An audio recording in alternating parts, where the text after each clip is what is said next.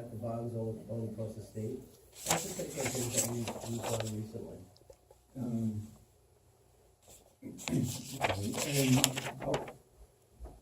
we have never taken a bond out before. That's correct, as far as I know. Right, as far as we know. Right. Okay, so that's in there also. I'm sorry? That's factored in, that, you know, first time. No, I So mean, we have no history. Well, you know, it's funny, growing up around here, you know, when I was thinking this as I was growing up, this, you know, as I was, you know, driving over, you know, growing up here, I'm very familiar with the area. But does people know where those are Poquott is? Right?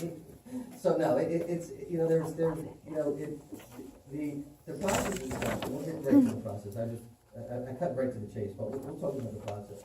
What we do is we circulate what's called a notice of sale. And that's all this would require. I don't know if you have mutual funds and you get these things in the mail and you get these, you know, prospectuses in the mail that are loaded with, you know, kinds of stuff that people just take and throw out. Well, that's what I write, you know, we write those and that's a disclosure document so that investors can make, you know, reasonable basis for investing in a bond. Now, but that, on something of this size, that's a lot of money to me and everybody in the room, but, you know, this is what we would consider a smaller borrower. Like I said, we do over $1 billion a year. I mean, the average bond issue that we work with is probably about 4 or 5 million. Right? But that's not to say that I'm not working on something 400,000 for the village of Poquott right now, or you know, there's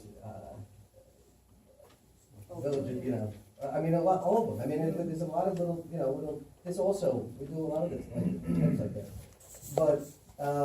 But anyway, we would just circulate what's known as a notice of sale. I did bring a copy. And it basically invites, it says that this is a competitive public offering for the bonds. And so we post it on our website, we circulate, it goes into all these information repositories. In effect, it goes to the borough. I mean, it gets posted on Bloomberg and because we get bids from all over the country. And basically, this was a notice of sale for the town of Highlands. That's up in Orange County by West Point. That's where West Point is located in the town of Highlands. This was $240,000 over 10 years. Okay, this was done in the middle of January. And basically, you know, read it after leave, but it is it's basically just giving, and I'll just walk you really quickly, right, through the first, so the first page is basically saying, it's announcing that the village of Poquott is selling bonds in the amount of $150,000. And this is the date of the sale, and we're accepting bids up until the date of the sale. And it's sealed bids until 11 a.m. on February 14th. We're accepting bids on behalf of the village. And these are the terms and conditions of the sale. And there's no negotiation. And they have to bid the entire bond issue. So, and it's not, and it's smaller regional firms, not exactly household names. I mean, Goldman Sachs and Merrill Lynch are not, you know, buying this, but, you know, a lot of firms, there's smaller New York regional firms that love this type of stuff. Roosevelt & Cross, Sage Ruddy, we have, those are the two bigger ones, and then there's some local banks. And that's another thing that we would be doing, is reaching out to the local banks to see if they would like to participate. You don't have to do any of this. But this is the appropriate way to do it. I mean, under $1 million, you don't have to have a competitive public sale. You actually could negotiate directly with a bank. But this, like I said, is the recommended best practice, right? So this and that, we outline. So the first page just says this is up until that day we're accepting bids. This is the principal. These are the principal payments over a 10-year period. And the second page, we accept bids electronic. There's an electronic bidding platform. That's what the second page talks about. Talks about where it's going to be, registered. There's no such thing as physical certificates anymore. And then it says that the town has kind of done everything that they've supposed to do, and that Hawkinsville, Field and Wood, that would be bond counsel. They're the attorney who's going to provide the legal opinions as to the tax exempt status of the bond. So that, and then again, we circulate a notice. Let's just say we're going to start today. We circulate a notice of sale today. We say on February 23rd, we're going to accept bids on behalf of the village. And on March 6th, that's the closing. And when you set it up like that, it's not a moving target. Is there collateral involved? So We don't have to put up any guarantee that it's gonna be paid back. No, it is a general obligation bond. So it's the, and you might have heard those commercials in the, New York City, it's only, general obligation bond. It's backed by the full faith and credit of the village and the ability, the taxing power of the village. Is there any chance that there are enough takers? At this Yeah. rate that you're, Yeah, I know that, yeah, sure. Is there a remote chance that would happen? Somebody always buys it, but in terms of the rate, you're right. Unfortunately, I mean, if you think about, so if you look at, there's always, again, I think I'm conservative enough. The town of Highlands, and I was pleasantly surprised they got 3 bids. And there's a possibility that we just get 1 bid, and that's all we kind of need. That does happen from time to time. I was very pleasantly surprised that the town of Highlands got 4 bids, and theirs was about this was 10 years, they got a 280 something, 289, I think it was. It's pretty, I don't know, pretty damn good. And that was smallish, like this. It's like, something like this for 5 years, we'll always be able to find you a rate, it's just, get a taker. It's just a matter of, it's a good point, at what rate? well, that's what I'm getting at. So if there's no taker at the rate that we're looking at and comparing these figures in terms of what I told you, is it an open market where there's a taker and it bids itself up to the point that people are willing to jump in? Or is it you get back to us and we decide yes, no, we don't move forward? Yeah, this also says it gives you the right to reject bids. You don't have to take it. I think it can happen from time to time. But really, rates have been really low. I mean, we've been spoiled over the past 10 years. So it's been a pretty vibrant market, and we haven't had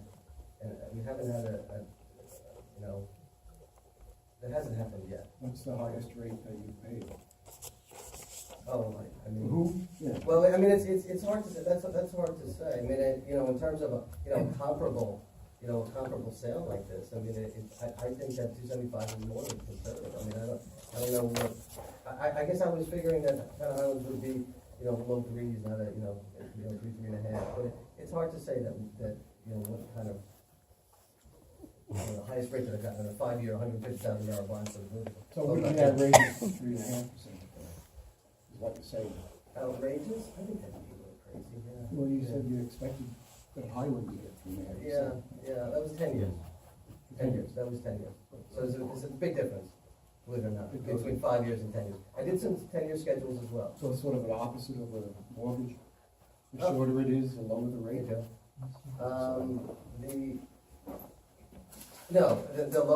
shorter the term, the lower the rate. Okay. So what happens if we put the bid out for 150,000, but we only need 130,000?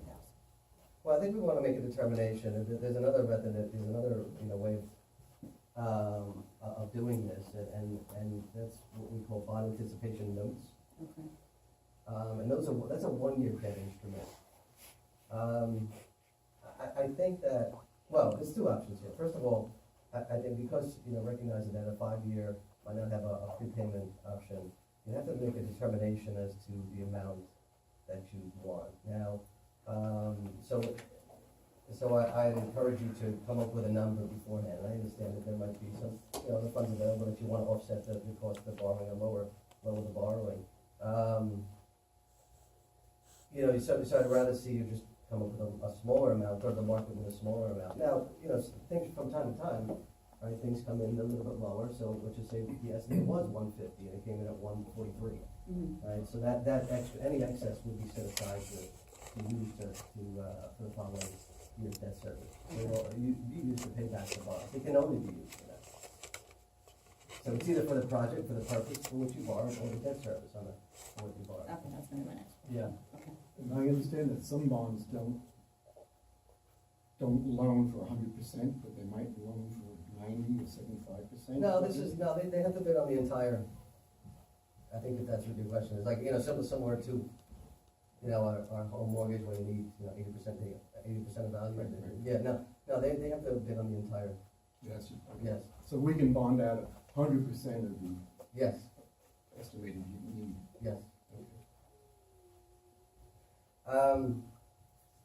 Before we get into bands, I just wanna show you, that, you know, and again, I don't, what did I show you? It's just a 5 years at 275. I did 5 years at 2 1/4 as well. Give you an indication of what the difference is. Because I'm saying, you know, it's kind of difficult because, you know, if you look at the interest, and that's,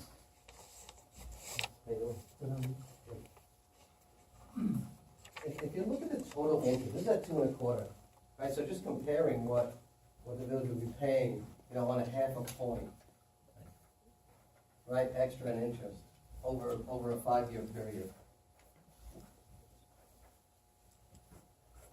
And so you're looking at the difference of just a couple of $1,000s. And I don't want to minimize any kind of, you know, incremental, but you see, I'd rather always sit here and show you a more conservative number.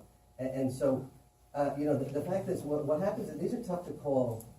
You know, if the village was, I don't know, selling 15 million, I can give you a rate within 5 basis points.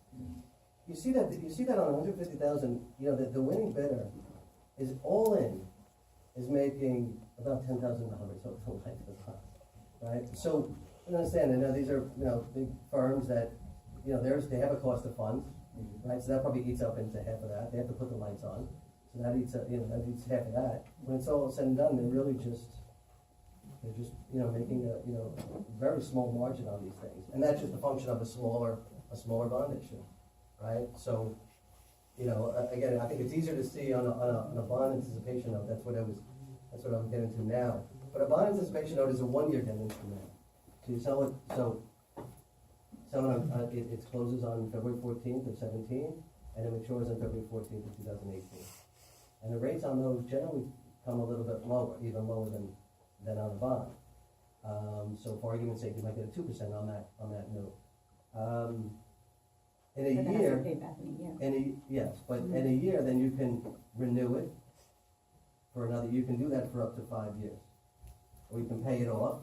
So, for example, if you do get other funds, so you sell it for 150,000, a year from now, you actually were able to, you know, donations or whatever it is, Tax and you people have on that. $25,000 worth of donations, then you can then bond the difference, the 125,000. So you have that option.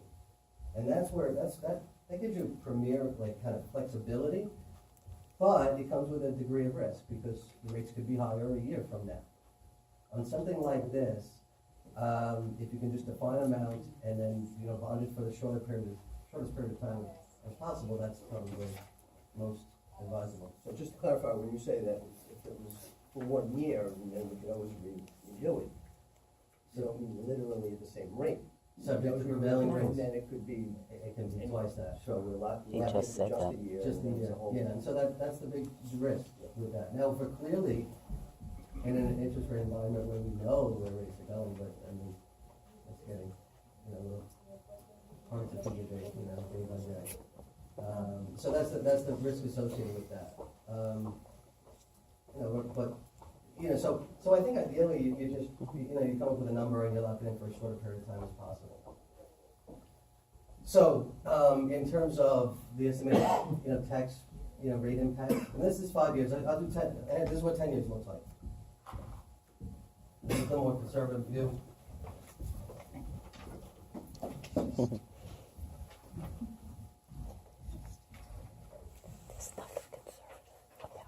So I guess you wanna look at the annual, you know, the annual debt service, and then the total debt service to be paid over time.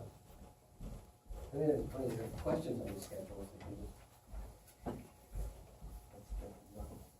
There's nothing conservative about that.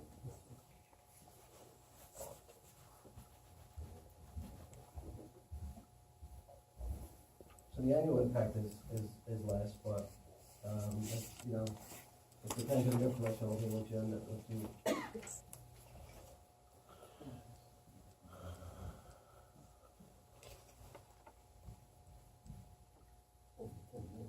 Yeah.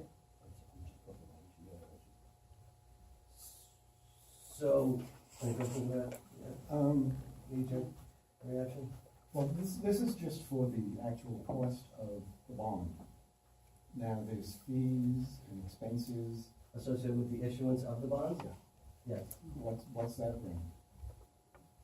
Well, that would normally, there is an overhead cost of the bond. Noah probably knows exactly what it is. I would guess about $2,500 or something like Yeah, that. no, So But that's, but it would be included in the face amount of the bond. Normally you bond what the amount of the expenditure is, what the amount of the capital expenditure is plus the fees. So if the capital expenditure is $147,500, then you figure $2,500 in expenses and it comes up to $150,000, just as an example. well, that's just an expense for the loan itself, but we have to create a structure for us to be able to do a bond.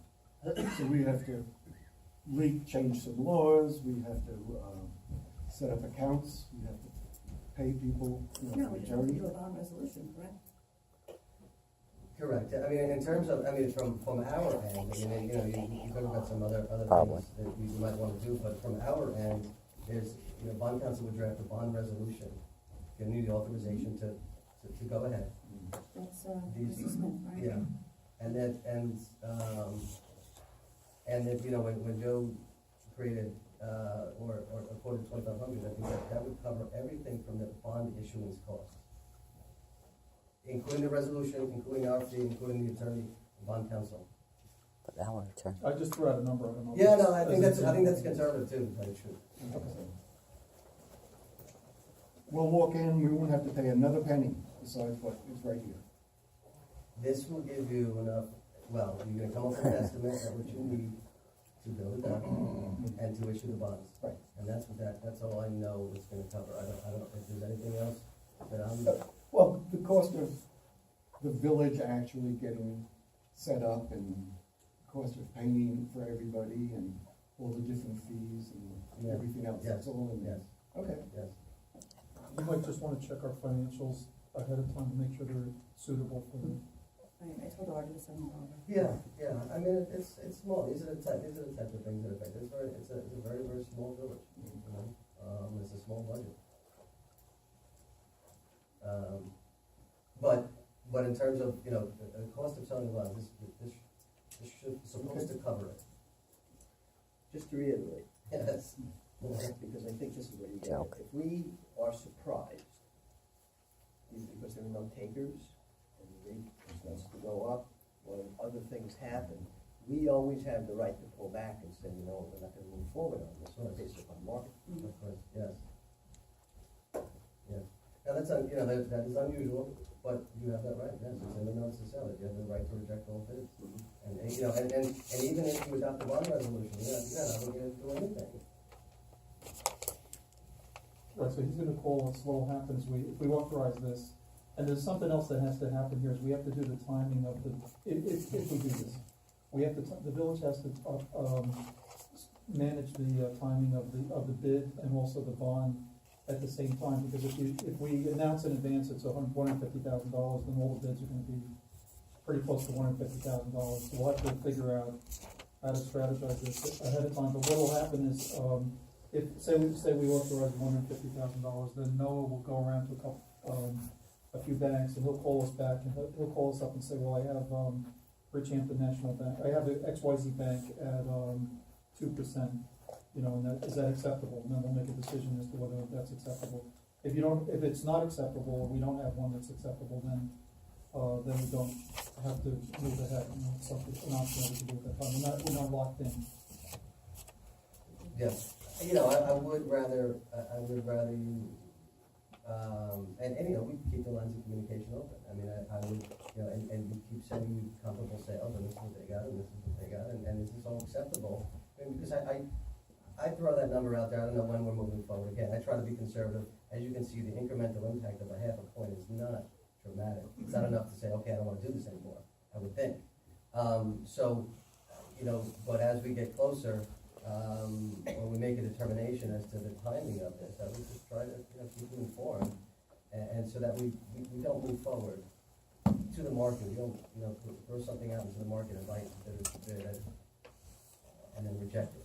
There's gotta be a bona fide, or a good faith effort to move forward. It's very unusual for you know, for a municipality to say, ooh, no good. It's my job to manage your expectations, to let you know where you're gonna be. Right, and then so you're gonna make a decision to move forward at that time.